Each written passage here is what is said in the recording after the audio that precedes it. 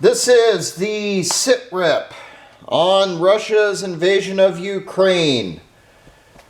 We are on Tuesday, 15 March 2022, approximately 2300 hours Eastern. Got detained, that's why this is a little bit later. Day 20 of the invasion by my count. First off here, civilians, UN is tracking 752 killed in action. Wounded civilians, 1,143. Refugees, around 3 million. And the media is now talking about, since they've reached a 3 million mark, now they're trying to scare people and say that, well, as soon as Kiev falls, it's going to be over 8 million overnight. Russia is reportedly to have used around 900 missiles so far, with the majority of them being Iskanders. I do have an intel report that there has been noticing mysterious munitions deployed by Iskander missiles. These have been identified as being decoys. It was not known to Western intelligence that the Iskander had decoys. What's going on? The missiles are going through the air. They get painted by Ukrainian radar. The Iskanders, sensors on them pick up the radar. They automatically deploy a decoy which mimics the electronic signature and heat signature of the Iskander to try to throw off anti-missile systems like the Patriot. When the photos of these decoys were first reported on social media, well, then the talking heads and media automatically started talking about these were cluster munitions that did not explode. Ukrainian explosive ordnance disposal started cutting them open, looking at the inside, and they were found they were filled with electronics, not ordnance. This is considered to be a massive jump in technology for the Russians. Battle damage assessment. Russian losses, which reported by Ukraine here. Ukraine is reporting they have killed 13,500 Russians. U.S. Pentagon is saying it's around 6,000 Russian killed in action. Russia is saying they have only lost 498 soldiers on battlefield. With the reminder to everyone, Russia has been caught in the past only reporting 10% of actual battlefield casualties in previous conflicts. Ukraine is reporting that they have captured between 500 and 600 Russian soldiers. These numbers are coming from Ukraine. Some of these are from Saturday. Some of these are from today. Russian tanks destroyed, 362. Armored personnel carriers and infantry fighting vehicles, 1,205. Artillery systems destroyed, 135. MLRS destroyed, 56. SAM systems destroyed, 29. Fixed-wing aircraft shot down, 58. Helicopters shot down, 83. Supply trucks destroyed on the battlefield, 526. Fuel trucks destroyed, 60. 7 drones shot down. 3 ships destroyed. Russians are reporting only 2 ships were damaged, none lost. Ukrainian losses, as reported by Russia. Russia reports they have killed 2,870 Ukrainian soldiers on the battlefield, wounded 3,700, and captured 572 prisoners of war. U.S. Pentagon is estimating the number is between 2,000 to 4,000. Ukraine is saying they have only had 1,300 killed in action so far. Russia is reporting that they have destroyed 1,194 combat vehicles and armored vehicles. They are not separating tanks, infantry fighting vehicles, or MRAPs. They're reporting they have destroyed 443 artillery systems and mortars. They have destroyed 121 MLRS. And this one is a big guess. I'm thinking they're talking supply trucks and just Humvees and GAZ Jeeps. 991. They claim to have destroyed 99 Ukrainian fixed-wing aircraft and have destroyed 61 Ukrainian helicopters.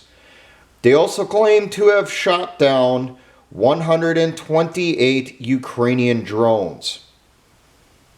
Okay, that's a huge jump from what they were reporting even a few days ago. And they state that they have sunk 8 Ukrainian ships. Ukraine states only 2 vessels have been damaged. As we both know, neither side is telling the truth for what their own casualties and losses are, and no one can get any good info, period. Changes on the battlefields. Down in Crimea, they are pushing more towards Kharkov. And here in the Donbass regions, there are reports that the separatists are attempting to push westward. And they are meeting pretty good resistance, but they're still capturing some territory. Out of Mariupol today, reportedly over 20,000 civilians have been allowed to leave the city. So the Russians didn't massacre them all like the media keeps saying. U.S. media is still going with that propaganda piece that the Russians are massacring civilians trying to leave the city to keep them trapped in the city. Well, if they're massacring them, why did they let 20,000 of them leave the city today?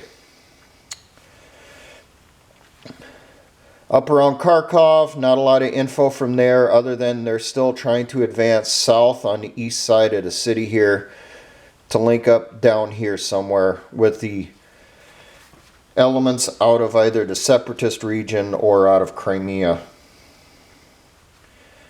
Kiev, I have a lot more info up there. The 40-mile convoy has now effectively dispersed. There might be still some stuff on the roads, but not much. The artillery and MLRS systems are now within range of Kiev, and they have moved within firing position or into firing positions. The tanks and the infantry fighting vehicles have moved forward, and they're starting to move into their forward battle positions for the assault on the city. Supply trucks have been dispersing. More than likely, they're heading to those forward supply depots. Reportedly, the front line edge or front line trace of the Russian main body is now 9 miles outside the city. Russian airstrikes are concentrating on taking out not just the Ukrainian positions, they're also hitting infrastructure inside the city. They're trying to take out the power plants now and the water purification plants, which that is normal operations for any siege on an enemy city. Russia reportedly attempted to put in a float bridge across a river between Irpin and Kiev today. The Russian engineers they took pretty bad casualties is what that sounds like. They did not get the bridge in, which means they did not suppress the Ukrainian positions on the other side. So someone forgot some very important lessons from World War II about doing bridging operations under enemy observation. The Ukrainian government has now locked down Kiev. All civilians are on a 35-hour curfew, which is likely to be extended.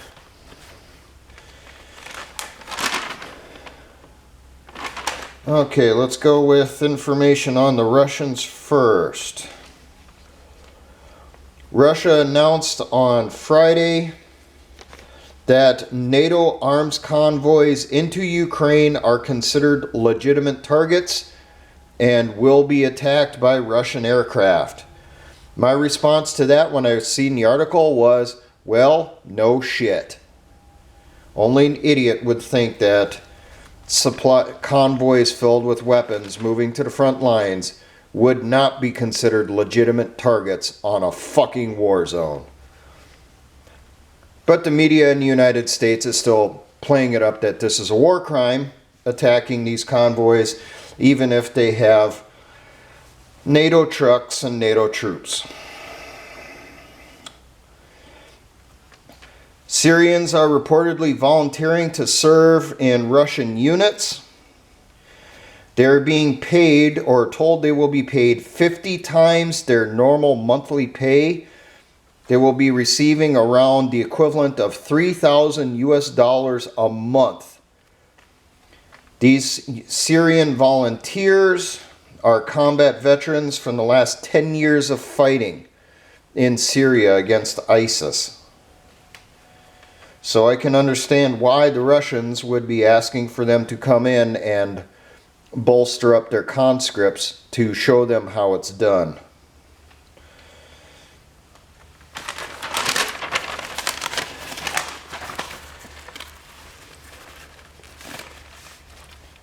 Okay, reportedly over the weekend, Putin has replaced at least 8 generals in the military hierarchy, along with an unnamed number or unsaid number of intelligence agency chiefs, with reportedly some of them being arrested. The talk is that they're being replaced because of giving unrealistic estimates to Putin and, if not outright lying. And there's talk that some of them were being arrested because of embezzling funds from the military. There's reports that off of the battlefield in the areas the Russians have control that they are removing Ukrainian politicians. They're not complying with Russian edicts and decrees.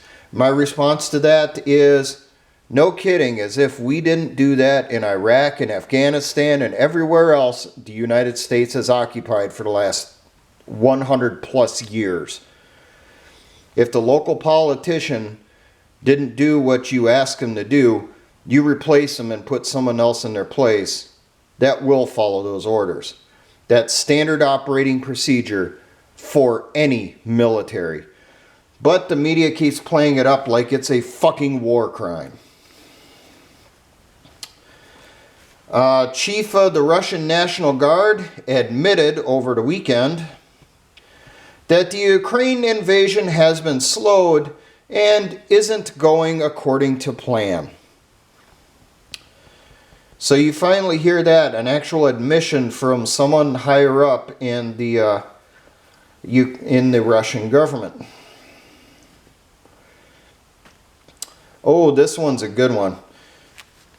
Russia has now sanctioned at least 13 U.S. oligarchs and politicians. These include the Bidens, the Clintons, Secretary of Defense Austin, General Milley, Secretary of State Blinken. You also had the heads of some American banks. They have official sanctions from Russia and a travel ban on entering any territories under control of Russia.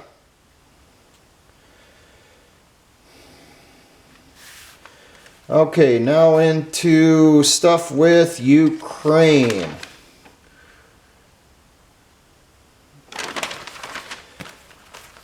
Over the weekend, Prime Minister Bennett of Israel talked with Ukrainian President Zelensky, and asked him to accept the conditions the Russians are offering for a ceasefire. Told him to think about the civilian population and their suffering. The Ukrainian government's response was, "We will not surrender." A reminder to people that the Russian demands for the ceasefire include an actual ceasefire, a cease shooting on the battlefield, recognize that Crimea is Russian territory, recognize the separatist regions of Donetsk and Luhansk, and to accept neutrality officially as a government policy.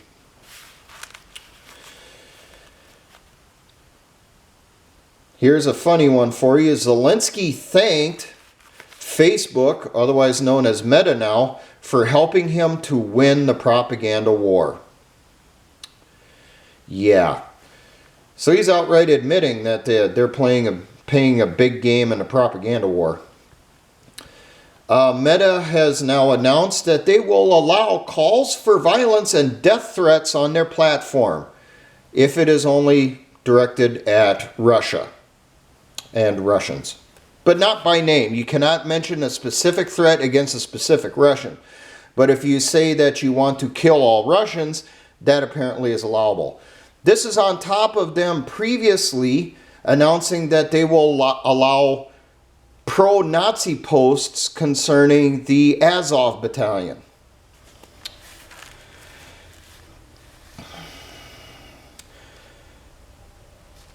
Ukraine is essentially becoming Veruca Salt now. They are saying they now want armed drones, they want jamming equipment, satellite navigation equipment, long-range SAM missiles, such as Patriots, but no one wants to say the P word in the media. Ukraine is basically acting like that spoiled little brat in Willy Wonka, saying, "Give it to me, I want it now. I want it right now." Even though with the ordnance that they've gotten so far, they've been able to hold the Russians back, and they're holding their own. But they want more, a lot more. They want it all.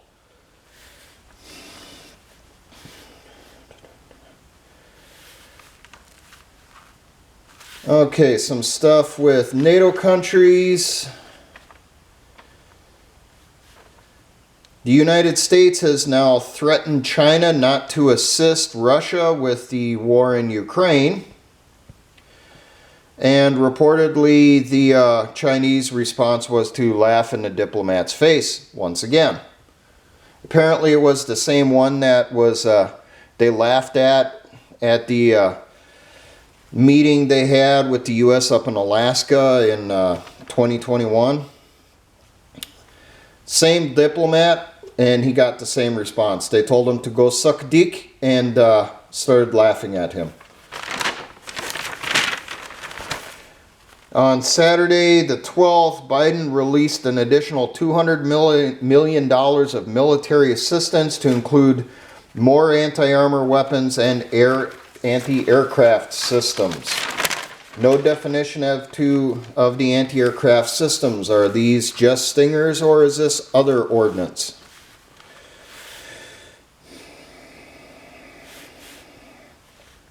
Estonia is now asking NATO to establish a no-fly zone over Ukraine, and they're being very persistent about it. And the NATO's response to Estonia was, why? The Russians are not exactly using their air force to great effect on the battlefield. So why does there need to be a no-fly zone, which would automatically mean that NATO has declared war against Russia effectively and would officially start World War III? Oh, here's a neat little thing here. Because of the performance of Russian military equipment in Ukraine, the Chinese People's Liberation Army is now re-examining all of their equipment, which is based on Soviet and Russian designs. They're now rethinking to see if it will actually do what the Russians had told them it would do or could do. I found that a little humorous. On the propaganda front, well, we're still seeing talk that the media is saying a chemical attack by Putin is imminent. It's going to happen for sure any minute. My question is this another false flag that's probably going to be launched by the West? Do not forget that the chemical attacks that happened in Syria that they were saying were committed by Assad, they're now saying they were committed by Russia. These same chemical attacks by observers on the ground, well, and the video footage from that area showed that these were being launched by US-backed rebels. So are we getting ready to use chemical weapons in Ukraine and blame it on Russia? We're also seeing the big push that about dead civilians, dead kids, hospitals being targeted, and that Russians are targeting escaping civilians from cities to trap them in the cities so that they can be wiped out with bombardments and airstrikes. They're trying to keep people thinking with their emotions, not thinking rationally. It's a common tactic. Another thing that I'm seeing is the whole journalists being killed in Ukraine. They're really playing it up that these are killed by the Russians. But when people actually start investigating who fired the shots to kill these journalists, well, more often than not, they're finding out that they were killed by Ukrainians. Yeah, and you're not hearing about that in U.S. media, but that is on stuff you can find online. Fox News is running a little propaganda piece right now that Russia is demanding that the United States return Alaska or immediately pay more money for the Alaskan territories and all of its minerals. As soon as I heard that, I started snickering because that is so clear propaganda, it's fucking ridiculous, isn't it? And that's all the info I have. Oh, I did come across one thing that I forgot to mention in the Russia section. It now has been found from examining Russian vehicles and Russian aircraft that they have essentially civilian off-the-shelf GPS units inside them. They are not military grade. And these GPS units run off of US GPS satellites. And this might be part of the reason why they're not being that effective with land nav on the ground. Because as soon as the war began, the United States cut off Russian access to the global positioning system. Russia does not have their own GPS satellites in orbit. They use our stuff. They don't have access to it now. And they're finding out that their troops on the ground and their pilots should have been learning more on basic land nav using a map. Consider that one of those lessons learned for people out there that are asking me what lessons there are from the battlefield. Learn basic land navigation, even if you got a GPS. Learn how to read a map, learn how to use a compass.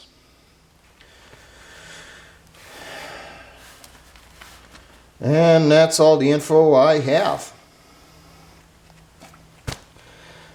I'm not sure when I will do the next SITREP video. You know, it could be on Friday or it could be next week. It depends on developments on the battlefield. Reportedly right now, Russian forces are starting to sweep around on the west side to try to get around to the south side of Kiev to cut it off. The advance north of Sumy heading towards Kiev, it hasn't actually hit the actual eastern defenses of Kiev. Reportedly, the terrain over there is extremely marshy, and the Russian units are getting stuck because by the day, things are getting warmer. More snow is melting. They're also getting rains, and Russian tanks may be able to make it through the mud, but their trucks don't. So, if Kiev does get surrounded and they start laying siege officially, start assaulting in, then maybe I'll do a video on that. Kharkov, reportedly the Russians expected they were going to capture it on the first day within a few hours, and now we're 3 weeks into the war and they still haven't even completed the encirclement around there. So things are going very slowly. I personally think now that the Ukrainians actually have a chance of winning this war. There's talk that the Russian military has now committed over 60% of their military in this fight already. And I'm not talking the invasion forces, I'm talking total of their actual combat troops are committed to Ukraine right now. So, oh, there was talk, someone asked me about this earlier today, if I had heard anything about the Russians asking Communist China for military aid. And my response to that was, why? They don't need the equipment, they don't need the ordnance, and they don't need the Chinese troops. We've been told nonstop about how large the Russian military is and how large their reserves are. Well, why would they need to start bringing in, green troops from China to assist them on the front lines? The Chinese troops would be no different than the Russian conscripts who can't find their ass with both hands, who are, when they get in their first firefight, are tossing their weapon on the ground and throwing their arms up. At least with the Syrian troops they're bringing in, they're combat veterans. The Chinese, seriously? How the hell would they help the situation? So I got a feeling that's probably another one of those propaganda pieces. Overall, I really think they're still trying to get the United States involved in Ukraine. They're trying to get U.S. troops on the ground, U.S. aircraft above, so that they can, they can officially kick off World War III. Because if that happens, it'll be an almost extinction level event, because it would not take long for it to go nuclear, and you're going to have massive death on scales that people shudder at even just the thought of. Now, for all my engineer brothers in the Patriot and militia movements, always remember, Hessians.